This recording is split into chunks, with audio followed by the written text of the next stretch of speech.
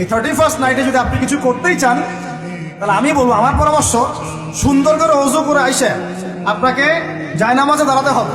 দাঁড়ায় 2 রাকাত নামাজ পড়ে চিন্তা করবেন, আল্লাহ 1 বছর যে চলে গেল, আমি এই গত বছরে কি করলাম, দিনের জন্য কি করলাম, দুনিয়ার জন্য কি করলাম, পরিবারের জন্য কি করলাম, কতটুকু জ্ঞান অর্জন করলাম, কয়টা কোরআনের আয়াত শিখেছি 1 বছরে, কয়টা হাদিস শিখলাম, কয় ওয়াক্ত নামাজ ঠিক মতো পড়লাম, রমজানের সওম রেখেছিলাম কিনা, দান সদকা করেছিলাম কিনা, সৎ কাজে আদেশ করেছিলাম কিনা, অসৎ কাজে নিষেধ করেছিলাম কিনা, এই ফিকির করতে পারেন আপনি বসে বসে। যদি করতেই হয় কিছু, তাহলে এটা করতে হবে, অন্য কিছু করার সুযোগ আছে, উচিত হবে? একই তো আমাদের দেশের সাথে এই সংস্কৃতি কোনো সম্পর্ক নাই, এটা দেশদ্রোহিতা হচ্ছে।